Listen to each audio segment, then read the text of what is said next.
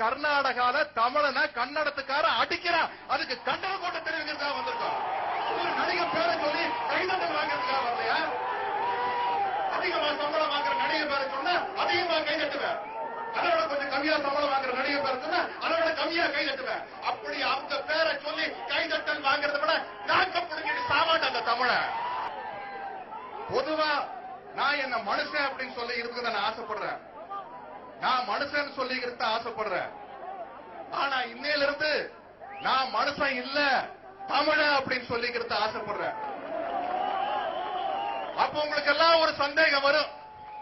அப்ப தமிழ மனுஷன் இல்லையா அப்படின்னு ஒரு சந்தேகம் வரும். அதுல உங்களுக்கு சந்தேகமே வேண்டாயா.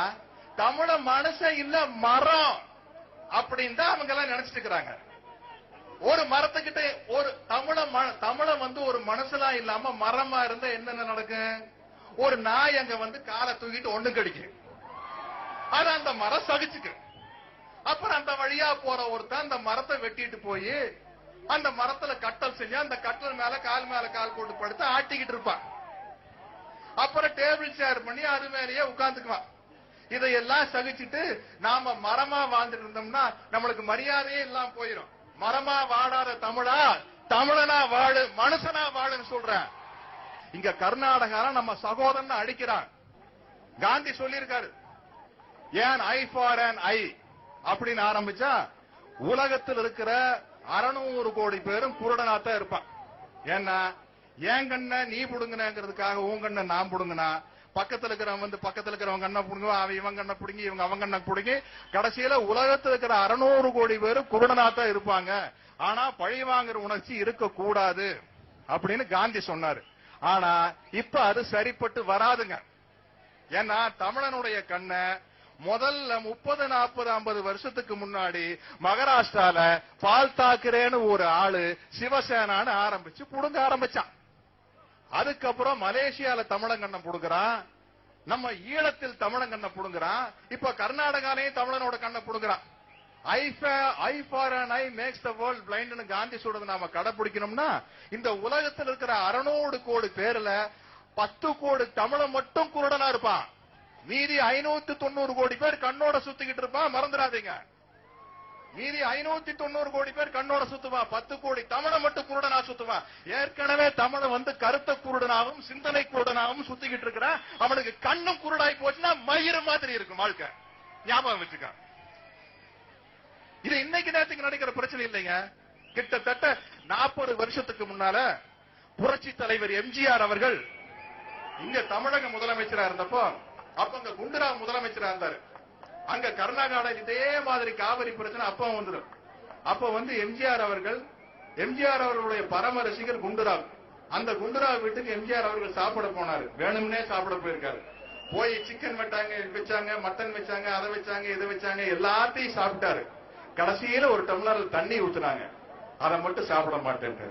அங்க என் தமிழன் பூரா தண்ணி இல்லாம கஷ்டப்படுறான். நான் உன் வீட்டுக்கு வந்தாலும் கூட தண்ணி சாப்பிட மாட்டேன்னு சொன்னாரியா புரட்சி தமிழன் எம்ஜிஆர் அவர்கள். தமிழனுக்காகவே வாழ்ந்தவையா புரட்சி தமிழன் எம்ஜிஆர் அவர்கள் அப்படி சொன்னாரு. எல்லா வகையிலும் நம்ம மேல அவனுக்கு எரிச்சலுங்க. ஐயா சாய்குமார்னு ஒரு நடிகர், அவர் பிரபலமா பல படங்கள் நடிச்சுக்கிட்டு இருந்தாரு. அவர் ஒரு முறை கர்நாடகால வந்து அவர்கிட்ட பத்திரிகையில பேட்டி கேட்கிறாங்க, உங்களுக்கு பிடித்த நடிகர் யார் அப்படின்ட்டு. பிடித்த நடிகர் யாரா வேணாலும் இருக்கலாம் இல்லையா? உங்க இங்க இருக்கிறவங்களுக்கு எல்லாம் ஒவ்வொருத்தருக்கு பிடிக்கும் இல்லையா? ஒவ்வொருத்தருக்கும் ஒவ்வொரு நடிகரை பிடிக்கும் இல்லையா? அதே மாதிரி அவர் சொல்லியிருக்காரு, எனக்கு பிடித்த நடிகர் திலகம் சிவாஜி கணேசன் அப்படின்னு. என்ன தப்பு? அவரை உதைச்சு உனக்கு பிடிச்ச நடிகர் ராஜ்குமார்னு சொல்லியா நடிச்சிருக்காயா கன்னடத்துக்கார. இதுக்கு பேர் தான் கன்னட வெறிங்கிறது. இதுக்கு பேர் தான் கன்னட வெறி. நான் உண்மையிலேயே இந்த சந்தன கடத்தல் வீரப்பன் செஞ்ச அட்டுழியத்தை பார்த்து எனக்கு ரொம்ப ஆவேசம் இருந்தது. ரொம்ப தப்பு, அநியாய, அக்கிரமா. ஆனா பல வீரப்பணங்களை நீ உருவாக்கிறாத. வீரப்பனை உருவாக்காரியா? அது உங்க கையில தான் இருக்குது. மாசேத்தன் சொல்லியிருக்காரு, நாம் என்ன ஆயுதத்தை எடுக்க வேண்டும் என்பதை நம் எதிரிகளே தீர்மானிக்கிறார்கள் அப்படின்ட்டு. ஆயுதத்தை எடுக்க விரும்பல, ஆயுதத்தை எடுக்கக்கூடிய சூழ்நிலையை தயவு செய்து உருவாக்கிடுறாதீங்க. நம்ம தண்ணிய நாம் எடுத்துக்கிறோம். நம்ம பொண்டாட்டிக்கிட்ட நாம படுத்தா அவனுக்கா ஏன் வேகுது? ஆனா ஓ பொண்டாட்டி கூட வாட படுக்கிறான். படுக்கிறா உனக்கே வேகுது. ஏன்னா அங்க நீ எதையாச்சும் சொல்லி நீ அரசியல் பண்ணும். வாத்தாள் நாகராஜன் ஒருத்தனுக்கு பெரிய காமெடி. நம்ம வடிவேலு விவேகல கிட்டையே வர முடியாது. நல்லவேளை அந்த சினிமா நடிக்க ஆரம்பிக்கல. அந்த வாத்தாள் நாகராஜ் பெரிய காமெடி பண்றாங்க. ஈரோடெல்லாம் வந்து கர்நாடகத்துக்கு சேரணுமாமா. ஈரோடு, கிருஷ்ணகிரி, இதான் இந்த நம்ம மெட்ராஸ், நம்ம பீச், இந்த ஏரியா, நீங்க நிக்கிற ஏரியா, இதெல்லாம் கர்நாடகத்துக்கு சேர்ந்து நம்ம வாயில வந்து விரல் வச்சுக்கிட்டு போனோம். வாத்தாள் நாகராஜ் ஒருத்தன். நம்ம சம்பந்தப்பட்ட ஒருத்தரே ஒரு காலத்துல பேட்டி கொடுத்துருக்காங்க, எனக்கு மிகவும் பிடித்த பேச்சாளர் வாத்தாள் நாகராஜன். எப்படி இருக்கு யோசிச்சு பாருங்க. நம்ம சொல்ல முடியுமா அங்க போய் எனக்கு பிடித்த பேச்சாளர் பேரறிஞர் அண்ணான்னு சொல்ல முடியுமா? சொல்ல முடியாதுயா. என்ன இப்படி எல்லா விஷயத்திலையும் வந்து ஒன்னே ஒண்ணு வச்சுங்க, வந்தாரை வாழ வைக்கும் தமிழ்நாடு. இதையே பேசிட்டு இருக்காத நீ வந்து கேண ஆயிடுவ. வந்தாரை வாழ வைக்கும் தெரியணும். வாலாட்டுனா ஒட்ட நறுக்கவும் தெரியலையா? அவன்தான் தமிழ.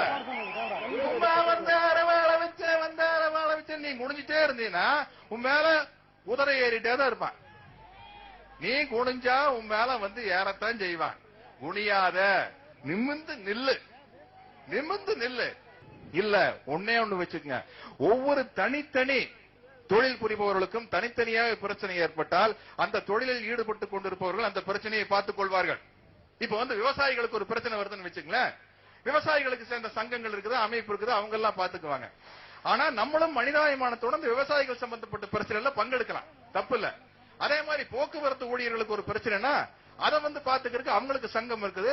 மத்த தொழிலை செய்பவர்களும் மனிதாபிமானத்தோடு அந்த சங்கத்தில் சேர்ந்து இல்ல அவர்களுக்கு ஆதரவாக குரல் கொடுக்கலாம். அதே மாதிரி சினிமாவில் ஒரு பிரச்சனை வந்துன்னா அந்த தீர்த்துக்கிறதுக்கு நாங்க இருக்கோம். எங்களுக்கு விவசாயிகளோ வேறு தொழில் செய்பவர்களோ ஆதரவு கொடுக்க வேண்டும் அவசியம் இல்ல. தார்மீக முதலில் ஆதரவு கொடுக்கலாம். ஆனால் தமிழனை தாக்கும் பொழுது தமிழர்கள் அத்தனை பேரும் சேர்ந்து அவர்களுக்கு எதிராக குரல் கொடுக்க வேண்டும்.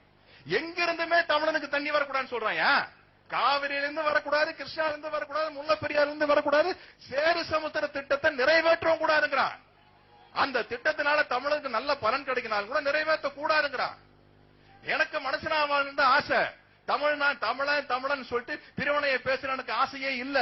ஆனா பிரிவினையை பேச வேண்டிய சூழ்நிலையில தமிழன் மார்த்தட்டிக்க வேண்டிய ஒரு நிலைமையை நீதான் கொண்டு வந்து சேர்க்கிற. நீதான் கொண்டு வந்து சேர்க்கிறியா? பாருங்க, இனிமே தமிழர்களுக்கு சொல்ற எல்லாத்துக்குமே உங்களுக்கு ஒரு தமிழர் இருக்காயா? எல்லாத்துக்குமே தமிழர் இருக்கா. நீங்க மத்தவங்களை தூக்கி தலையில வச்சுட்டு ஆட வேண்டிய அவசியமே இல்ல. ஐயா, நீ சாமி கும்பிடணும்னு ஆசைப்பட்டாலும் கூட உனக்கு தமிழ் கடவுள் முருகன் இருக்காயா? பழனிமலை முருகன் இருக்கா, வடவழி முருகன் இருக்கா, திருத்தணி முருகன் இருக்கா, திருச்செந்தூர் முருகன் இருக்கா? போய் முருகனை கும்பிடு, மதுரை வர சாமியை கும்பிடு, சுடலமட சாமியை கும்பிடு. உனக்கு தமிழ் கடவுள் 1008 சாமி இருக்காயா? வடநாட்டு சாமி ராமர் தேவையில்லை, ராகவேந்திரா தேவையில்லை, கேரளா இருந்து வர ஐயப்பன் தேவையில்லை. உனக்கு முருகன் போது, மதுரை வர சாமி போது, சுடலமட சாமி போது, உனக்கு பண்டாரியம்மா அந்தம்மை இந்த எத்தனையோ அம்மன் இருக்கிறாங்க. அந்த அளவுக்கு வந்து ஒரு தமிழன் உணர்ச்சி வசப்பட்டு பேச வைக்கிறாங்க இந்த கர்நாடகத்தில் இருக்கிறவங்க. இது என்ன இந்தியாவா? அப்ப நீ வந்து கர்நாடகத்தில் நீ தனியா என்ன வேணாலும் சட்டம் போட்டுக்கானா நீ இந்தியன் கிடையாதா? நீ இந்தியன் கிடையாதா? ஒன்னே ஒண்ணு வச்சுக்க, தமிழா தமிழா விழித்துக்கொள். ஒவ்வொரு விஷயத்திலையும் தமிழுக்கு தீங்கு நடந்தா குரல் கொடு. இங்க மட்டும் இல்ல, இலங்கையில வந்து நம்ம தமிழர்கள் தாக்கப்படுறாங்களா, குரல் கொடியா? அவன் நம்ம ஊருக்காரையா? இலங்கையில் இருக்கிற தமிழை யாரையா? உன் சகோதரன், உன் சகோதரி. அந்த உணர்ச்சி உனக்கு வேண்டாம்? இலங்கையில செஞ்சோலை அப்படிங்கிற ஒரு பள்ளிக்கூடத்து மேல இலங்கை ராணுவம் குண்டு போட்டு 60 தமிழ் குழந்தைகள் சாகுறாங்க. அந்த இலங்கை ராணுவத்துக்கு நம்ம இந்திய அரசாங்கம் உதவி செய்யலாமா? செய்யக்கூடாது. சொல்லு, செய்யக்கூடாது, செய்யக்கூடாது. தமிழனை இந்த மூலையில் எங்குமே நசுக்க கூடாது. நீ குனியாத, உன் மேல எவனும் குதிரை ஏறதுக்கு அனுமதிக்காத. நீ வந்து முட்டா ஆயிருவ, அவ்வளவுதான்.